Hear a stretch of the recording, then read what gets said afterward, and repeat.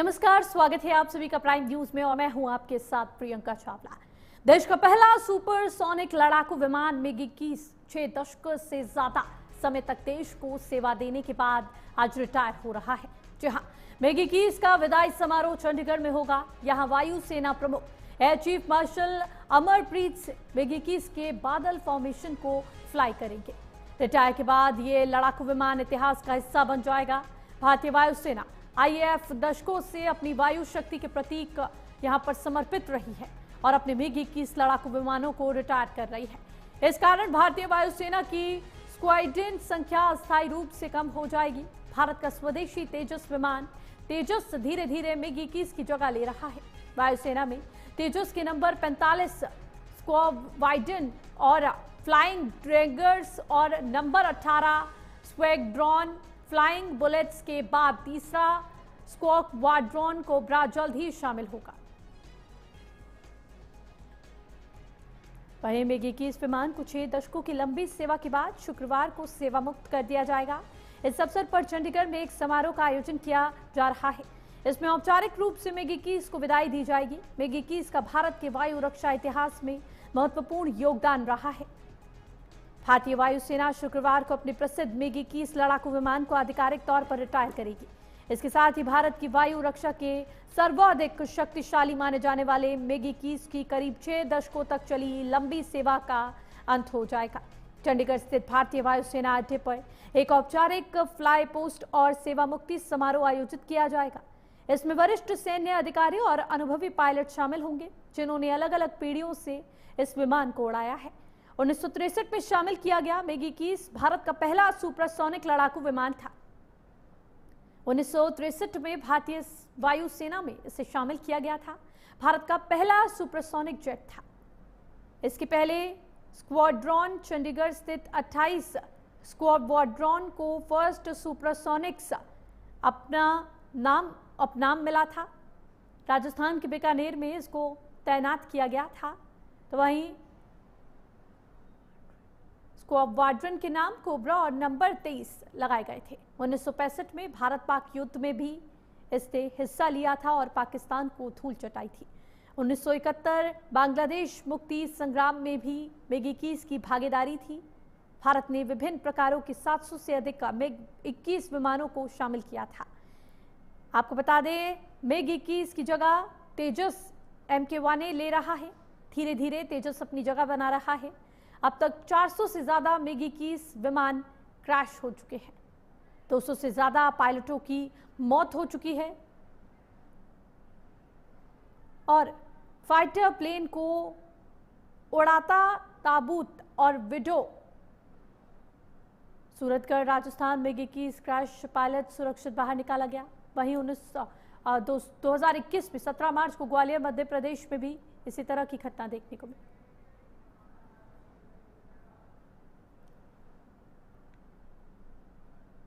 चले वहीं इसी खबर पर ज्यादा चर्चा के लिए हमारे साथ रक्षा विशेषज्ञ रिटायर्ड विंग कमांडर आलोक सहाय जी जुड़ चुके हैं। आपका प्राइम न्यूज में बहुत बहुत स्वागत है।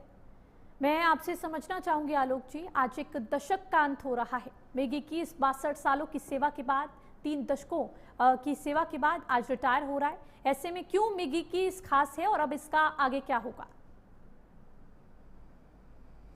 ये मिग 21 खास इसलिए है कि काफी लंबे समय तक मिग 21 हमारे भारतीय वायुसेना की रीढ़ की हड्डी रहा है, क्योंकि वो आधे से अधिक हमारे पास मिग 21 जहाज ही थे।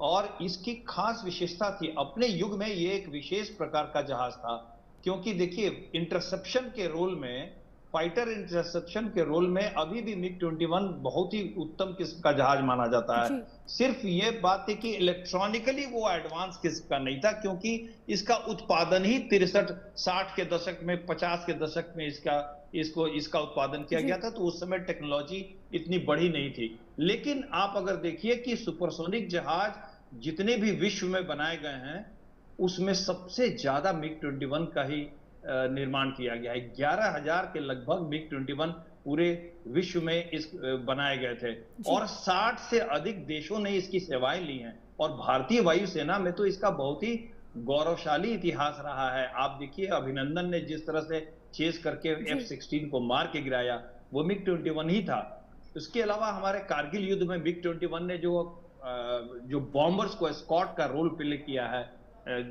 वो बहुत ही सराहनीय था। एस्कॉर्ट रोल में, इंटरसेप्शन रोल में इसकी कोई सानी नहीं थी। और कई इतिहास में कई ऐसी घटनाएं हैं MiG-21 से हमें 71 के युद्ध में आप देखिए बहुत बहुत अहम भूमिका रही है MiG-21 की। बड़ी बड़ी घटनाएं, बड़ी बड़ी इवेंट्स, हिस्टोरिकल इवेंट्स MiG-21 से जुड़े हुए हैं। आप देखिए स्कोंडला आहूजा जो मारे गए थे, उनको जो मिसाइल हिट हुआ था, वो भी उनका जहाज भी MiG-21 ही था। तो इस तरह से MiG-21 जो है वो बहुत ही हमारे साथ बहुत लंबे समय तक एक बहुत अभी बड़े ऑपरेशन नंबर सिंदूर में भी सर इसका इस्तेमाल किया गया था जी। ऑप्शन में क्या होता है कि देखिए, जब F-16 का जहाज आ गया था इतना उन्नत किस्म का, फिर भी कई बार इंडो यूएस ज्वाइंट एक्सरसाइज जो होते थे उसमें कॉम्बैट में MiG-21 ने F-16 को हराया है, जो बहुत बड़ी बात है। जो कि MiG-21 को अगर आप इलेक्ट्रॉनिकली देखिए तो वो ये 3.5 जनरेशन का जहाज था, 4 जनरेशन का भी जहाज नहीं था। इसका जो रडार है वो मैकेनिकली स्कैन्ड रडार था, लेकिन फिर भी अपने स्पीड के कारण, अपनी चपलता के कारण, अपने खास तरह के एरोडायनेमिक्स डिजाइन के कारण MiG-21 ने बहुत ही महत्वपूर्ण रोल प्ले किया है विभिन्न युद्धों में। जी हाँ जी। अब आगे क्या होगा इस विमान का? क्या इसको म्यूजियम में फ्रेम करके रख दिया जाएगा या फिर कभी जरूरत पड़ेगी तो क्या फिर से इसका दोबारा इस्तेमाल किया जाएगा? मैं आपसे ये भी जानना चाहूंगी कि जो रिटायर्ड विमान हो जाते हैं उनका निश्चित प्रोटोकॉल क्या होता है? जी, जो विमान रिटायर्ड हो जाते हैं उसमें से उनको विभिन्न तरह के जगहों पे आपने देखा होगा कि रक्षा अनुसंधानों में या एनडीए में या विभिन्न संस्थानों में उनके प्रदर्शनी के रूप में और एक गौरवशाली याददाश्त के रूप में इनको डिस्प्ले किया जाता है। एक तो इनका ये इस्तेमाल होता है, दूसरा इस्तेमाल होता है कि इसकी ट्रेनिंग में भी बच्चों को बहुत ही अर्ली स्टेज में बच्चों को फैमिलियराइजेशन के लिए इसको रखा जा सकता है। इससे ज्यादा इसका इस्तेमाल नहीं होगा। इसके जो कुछ सिस्टम्स हैं वो भी काफी पुराने हैं। मुझे नहीं लगता है कि इसका कोई भी सिस्टम हम अभी आज दूसरे किसी जहाज में इस्तेमाल कर पाएंगे। तो प्रियंका जी, मुझे ये लगता है कि ये तो अब हमारे लिए एक बस याददाश्त रह जाएगी। जी आलोक जी, मैं ये जानना चाहूंगी कि ऐसे विमान हो जाते हैं, थोड़े टाइम के बाद उनको रिटायर कर दिया जाता है, तो इस तरह से ये चीज़ें क्यों की जाती है जब अभी तक हम उन विमानों का उपयोग कर सकते हैं, उनको यूज़ कर सकते हैं? नहीं प्रियंका जी, देखिए 2-3 कारण होती है। एक तो इस विमान की जो हालत हो गई है वो अब इस्तेमाल करने लायक नहीं थी, काफी पहले से इस्तेमाल करने लायक नहीं है, क्योंकि इसका जो लाइफ स्पैन है ना उसको हमने 2 दशक से भी ज्यादा स्ट्रेच किया है। जितना इसका लाइफ स्पैन था उससे 20-25 साल ज्यादा हमने इसको खींचा है। तो इसका क्या होता है, एयर फ्रेम पर भी इसका काफी असर पड़ता है। इसके जो सिस्टम्स है वो धीरे धीरे खराब होने लगते हैं। इसके जो स्पेयर पार्ट्स हैं वो उतने अच्छे अब अवेलेबल नहीं रहेंगे मार्केट में, क्योंकि इनकी बहुत सारी फैक्ट्रियां बंद हो चुकी होंगी। तो ऐसे में इनका मेंटेनेंस बहुत मुश्किल हो जाता है, इनके एक्सीडेंट रेट बढ़ जाते हैं। इसीलिए आपने देखा होगा कि MiG-21 को काफी ज्यादा इसकी आलोचना हुई थी कि इसके एक्सीडेंट रेट इतने ज्यादा हो गए थे, काफी ज्यादा पायलट्स की मृत्यु हुई है इनके एक्सीडेंट्स में। लेकिन इसलिए एक खास समय के बाद आप किसी भी जहाज को नहीं चला सकते हैं। प्लस वो इलेक्ट्रॉनिकली और सिस्टम वाइज आउटडेटेड हो जाते हैं। उससे उन्नत किस्म के एवियोनिक्स, उससे उन्नत किस्म के सिस्टम वाले जहाज आ जाते हैं, तो वो एरियल कॉम्बैट में कमजोर पड़ जाएगा उन्नत किस्म के जहाजों के सामने। इसलिए फेज बाय फेज आने वाले समय में ये हर एक देश का एक सिस्टम होता है कि वो एक समय के बाद खास तरह के जहाज को फेज आउट करना पड़ता है अपने को टेक्नोलॉजिकली और इंटरनेशनल मार्केट में कॉम्पिटेंट बनाए रखने के लिए। जी आलोक जी, अगर बात करें सबसे तकनीकी दृष्टि से अगर बात करें तो सबसे बड़ी कमजोरी या फिर सबसे बड़ी ताकत MiG-21 में कौन सी थी, क्या थी? जी, जो सबसे बड़ी ताकत थी वो इसकी थी इंटरसेप्शन की रोल। जी, ये चेज करके डॉग फाइट में किसी जहाज को मारने में सबसे ज्यादा सक्षम था। आज भी ये इसमें इसकी कोई सानी नहीं है। इसका जो एक खास तरह से आप देखिएगा कि एयर इनटेक का जो इसका आगे कोण है, ये सिर्फ इसी जहाज में इस तरह के डिजाइन है, जिसके कारण ये एक सिग्नेचर मार्क है MiG-21 को दूर से ही पहचाना जा सकता है, ये MiG-21 है। तो ये इसकी सबसे बड़ी खासियत थी कि ये एरियल कॉम्बैट में, एयर इंटरसेप्शन के रोल में, दुश्मन के जहाज को चेज करके उसको मारने के रोल में ये विश्व के सर्वोत्तम जहाजों में गिना जाता था जी। और खराबी में मैं ये कह सकता हूं कि खराबी, चूंकि इसका एक्सीडेंट रेट बहुत ज्यादा हो गया था तो इसकी काफी ज्यादा आलोचना हुई थी, यहां तक कि प्रेस में इसको फ्लाइंग कॉफिन कहा जाने लगा था। लेकिन हम ये नहीं समझते हैं कि जब आपके इन्वेंट्री में आधे से अधिक जहाज मिग 21 होंगे तो आपके एक्सीडेंट भी आधे से अधिक जहाज मिग 21 का ही होगा। तो मैं मानता हूं कि टेक्नोलॉजिकली ये आउटडेटेड हो गया था, जिसके कारण तकनीकी खराबियां आती थी, कुछ एक्सीडेंट्स इसके लिए होते थे, लेकिन ऐसी बात नहीं है कि ये बिल्कुल ही ज्यादा फ्लाइंग कॉफिन हो गया था और इसको उड़ाना बहुत ही घातक था, ऐसी बात नहीं है। तो अगर आप ड्रॉबैक मानेंगी, पूछेंगी मेरे से, तो मैं यही कहूंगा कि ये बिल्कुल ही आउटडेटेड हो गया है और इसको अब ग्राउंडेड करना बहुत जरूरी था, ये ओवरड्यू था मेरे हिसाब से। जी हाँ जी। आलोक जी, मैं ये भी समझना चाहूंगी क्योंकि अब तेजस मिग 21 को रिप्लेस कर रहा है, उसकी जगह ले रहा है, तो इन दोनों के बीच डिफरेंस को किस तरह से देखते हैं? तेजस किस तरह से अलग है मिग 21 से और कितना बेहतर है? जी प्रियंका जी, देखिए मिग 21 जो है वो 3.5 जनरेशन का फाइटर था और तेजस जो है मार्क 1A वो 4th जनरेशन का फाइटर है। तो इसमें बहुत सारे सिस्टम्स इसके डेवलप्ड हैं। एक मूल जो अंतर है, मैं आम नागरिकों के लिए बता दूं कि मिग 21 एक ही खास रोल के लिए बना था, वो है डॉग फाइट के लिए, हवा में दुश्मन के जहाज को का पीछा करके उसको खदेड़ के मारने के रोल, उसमें वो बहुत अच्छा था। लेकिन ये मल्टी रोल में इस्तेमाल नहीं हो सकता था। जैसे कारगिल में ही आप देखिए कि ये स्कॉट के रूप में ही हम इसको ज्यादा इस्तेमाल कर पाए, ग्राउंड अटैक में हम इसको ज्यादा इस्तेमाल नहीं कर पाते थे, वो इसके लिए नहीं बना था। जबकि तेजस जो है वो मल्टी रोल फाइटर, वो 4th जनरेशन फाइटर है, इससे एक जनरेशन ऊपर का। तेजस में जैसे मिग 21 में मैकेनिकली स्कैन रडार है, तेजस में एडवांस्ड इलेक्ट्रॉनिकली स्कैन रडार है, उसका जो इलेक्ट्रॉनिक सूट है, उसका जो हेलमेट है तेजस का, वो काफी उन्नत किस्म का है। और तेजस जो है वो ग्राउंड अटैक में भी काफी अच्छी तरह सक्षम है, हेवी अटैक कर सकता है, बड़े बड़े वेपन्स ले जा सकता है, जो मिग 21 ग्राउंड अटैक वेपन्स उतने भारी संख्या में नहीं ले जा पाता था। तो तेजस एक मल्टी रोल जहाज है, मिग 21 से उसकी भूमिका काफी उन्नत किस्म की रहेगी, इसमें कोई शक नहीं है मुझे। जी हाँ जी। आलोक जी, अगर बात करें, क्योंकि पायलट्स के लिए भी विमानों को उड़ाना एक कहीं ना कहीं चुनौती बन जाता है, तो कितनी चुनौतीपूर्ण इसको उड़ाने की जो यात्रा थी वो रही? हाँ प्रियंका जी, इसके ये तो चुनौतीपूर्ण रही है, उसका एक कारण रहा है। कारण ये रहा है कि जब शुरू में हम अपने पायलट्स को ट्रेनिंग देते थे तो बहुत ही प्रोटोटाइप के जहाज थे हमारे पास ट्रेनिंग के लिए, HPT-32 था, किरण जहाज थे, तो हमारे पास उन्नत किस्म के जेट्स नहीं थे ट्रेनिंग के समय में। तो वहां से जब हमारे पायलट ट्रेनिंग होकर ग्रेजुएट करके निकलते थे और विभिन्न जहाजों में भेजा जाता था, तो सीधे वो सुपरसोनिक जहाज में उनका कन्वर्शन होता था। तो वो जो कन्वर्शन है ट्रेनिंग के बाद से सीधे फाइटर को उड़ाने में, वो बहुत बड़ा गैप था। मिग 21 एक सुपरसोनिक फाइटर था, तो उससे क्या होता था कि पायलट्स को शुरुआती दिनों में अपने आप को सक्षम बनाने में दिक्कत आती थी, क्योंकि बहुत बड़ा गैप था। जो गैप अब फिल हो गया है जब से हमने हॉक लिया है, हॉक ट्रेनर हमने खरीद लिया है, तो अब हम हमारे जो प्रशिक्षक, जो हमारे ट्रेनी है एयरफोर्स के पायलट, ट्रेनी पायलट्स, वो अब शुरू से ही जेट में ट्रेनिंग लेते हैं, तो अब वो ट्रेनिंग के गैप के कारण एक्सीडेंट रेट अब नहीं होगा। जी हाँ जी। चलिए आलोक जी, आप हमारे साथ जुड़े, तमाम चर्चा की, आपका बहुत बहुत शुक्रिया। और जब फाइटर जेट ने उड़ान भरी तो उसकी गर्जना से पूरा शहर गूंज उठा। जाबाज स्काई ट्राइब्स ने 8000 फीट की ऊंचाई से छलांग लगाकर अपने अद्भुत साहस का प्रदर्शन किया। अभ्यास देखकर हर किसी की आंखें इस ऐतिहासिक पल की गवाह बनी। जी हाँ, मिग 21 सिर्फ एक फाइटर जेट नहीं, बल्कि भारतीय वायुसेना की बहादुरी और तकनीकी आत्मनिर्भरता की पहचान रहा है। 6 दशकों से भी ज्यादा समय तक सेवा देने वाला ये जेट न सिर्फ दुश्मनों के लिए खौफ का पर्याय बना, बल्कि हर भारतीय के गर्व का प्रतीक भी रहा। गूंजती आवाज, धरती पर गूंजता गौरव।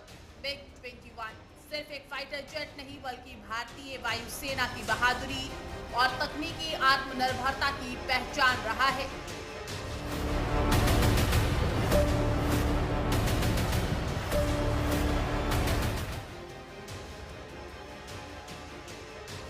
6 दशकों से भी ज्यादा समय तक सेवा देने वाला ये जेट न सिर्फ दुश्मनों के लिए खौफ का पर्याय बना, बल्कि हर भारतीय के गर्व का प्रतीक भी रहा।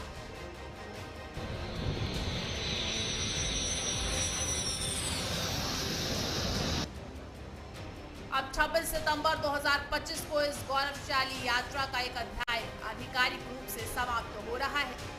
चंडीगढ़ एयरबेस पर आयोजित समारोह में MiG-21 को विदाई दी जाएगी।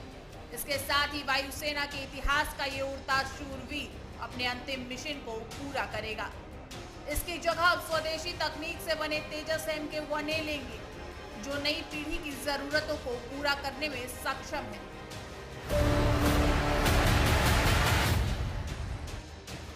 चंडीगढ़ के एयरफोर्स स्टेशन से भारतीय वायुसेना के जंगी जहाज MiG-21 की विदाई की उल्टी गिनती शुरू हो गई।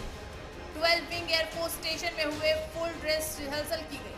इस अभ्यास के दौरान MiG-21 फाइटर जेट को वाटर कैनन सैल्यूट दिया गया, जबकि आसमान में सूर्य किरण एरोबेटिक टीम और आकाशगंगा स्काई डाइवर्स ने हैरत अंगेज करतब दिखाए।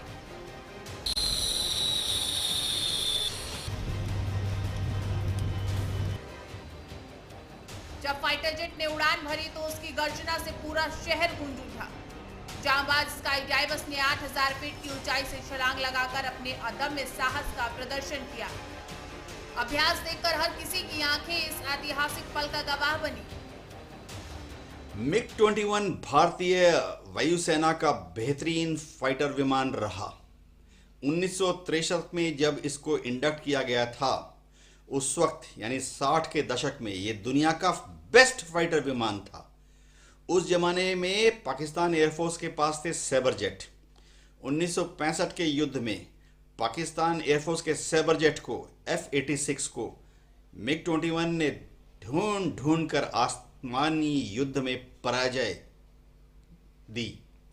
1971 के युद्ध में पाकिस्तान एयरफोर्स के पास सुपरसोनिक फाइटर विमान था, स्टार फाइटर F-104।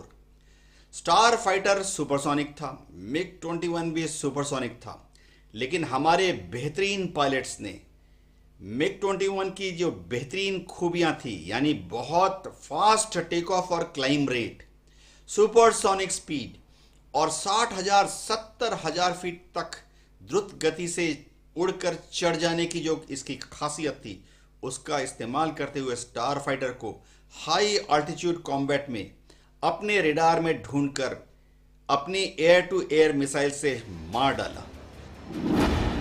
राजस्थान के सूरतगढ़ स्थित स्क्वाड्रन नंबर 23 पैंथर्स के कमांडिंग ऑफिसर MiG-21 की अंतिम उड़ान भरेंगे। यह स्क्वाड्रन अक्टूबर 1956 में गठित हुई थी और 1978 से MiG-21 का संचालन कर रही है। इसीलिए इस स्क्वाड्रन के पायलट इस विमान को आखिरी सलामी देंगे। आदमपुर के स्क्वाड्रन नंबर 28 के अफसर भी मौजूद रहेंगे, क्योंकि 1987 तक MiG-21 इस स्क्वाड्रन का हिस्सा रहा है। अंतिम उड़ान के बाद पायलट अपने अनुभव और तकनीकी रिपोर्ट फॉर्म 700 में दर्ज करेंगे। इस दस्तावेज को squadron commanding officer air force chief को सौंपेंगे। यही फॉर्म MiG-21 के गौरवशाली इतिहास की अंतिम किताब के रूप में सहेजा जाएगा। MiG-21 जेट 1963 में पहली बार भारतीय वायुसेना में शामिल किया गया। ये भारत का पहला सुपरसोनिक जेट था, यानी ये आवाज की गति इसकी 332 मीटर प्रति सेकंड से तेज उड़ सकता है। फाइटर जेट की आखिरी दो स्क्वाड्रन 36 MiG-21 राजस्थान के बीकानेर में नाल एयरबेस पर तैनात है। इन्हें नंबर 3 स्क्वाड्रन कोबरा और नंबर 23 स्क्वाड्रन पैंथर्स के नाम से जाना जाता है। MiG-21 ने 1965 के भारत पाक युद्ध, 1971 के बांग्लादेश मुक्ति संग्राम और 1999 के कारगिल युद्ध में महत्वपूर्ण भूमिका निभाई। अब इसकी जगह तेजस MK-1A फाइटर एयरक्राफ्ट लेंगे। रक्षा मंत्रालय के आंकड़ों के मुताबिक 400 से ज्यादा MiG-21 विमान क्रैश हुए हैं। इसमें 200 से ज्यादा पायलट मारे गए हैं। इसकी वजह से फाइटर प्लान को उड़ता ताबूत और बीजो मेकर कहा जाता है।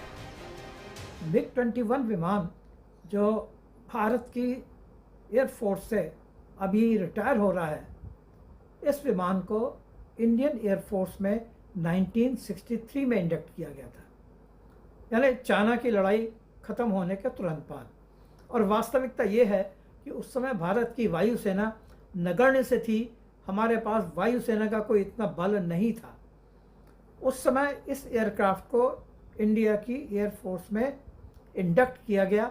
हालांकि ये 1950 में डिज़ाइन किया गया था, 1960 में इसको अपग्रेड करके इसको थर्ड जनरेशन बनाया गया।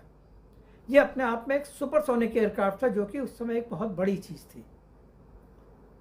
उस समय से लेकर के अभी तक, यानी इसके रिटायरमेंट के होने के समय तक, तकरीबन 800 या 900 MiG-21 एयरक्राफ्ट ने भारत की वायुसेना में अपनी सेवाएं दी हैं। भारत ने 900 MiG-21 फाइटर जेट खरीदे थे। इनमें से 660 हिंदुस्तान एरोनॉटिक्स लिमिटेड यानी कि HAL ने देश में ही बनाई। रिपोर्ट्स के मुताबिक इस समय भारतीय वायुसेना के बेड़े में सिर्फ 36 MiG-21 फाइटर जेट ही बचे हैं। इनमें कई दशकों तक बेहतरीन सेवा दी है। 2021 के बाद 7 बार MiG-21 क्रैश हुआ। 5 जनवरी 2021 राजस्थान के सूरतगढ़ में मिग क्रैश हुआ था। इस हादसे में पायलट सुरक्षित बाहर निकलने में सफल रहा था। 17 मार्च 2021 मध्य प्रदेश के ग्वालियर के पास एक MiG-21 बाइसन प्लेन क्रैश हुआ था। इंडियन एयरफोर्स ग्रुप कैप्टन की इस दुर्घटना में मौत हो गई थी। 20 मई 2021 पंजाब के मोगा में MiG-21 की दूसरी दुर्घटना हुई। इस हादसे में पायलट की जान चली गई थी। 25 अगस्त 2021 राजस्थान के बाड़मेर में MiG-21 एक बार फिर हादसे का शिकार हुआ। इस प्लेन क्रैश में पायलट खुद को बचाने में सफल रहा था। 25 दिसंबर 2021 राजस्थान में ही MiG-21 बाइसन दुर्घटनाग्रस्त हुआ। इस हादसे में पायलट की जान चली गई थी। 28 जुलाई 2022 राजस्थान के बाड़मेर में MiG-21 क्रैश हो गया। इस घटना में 2 पायलट्स की जान चली गई।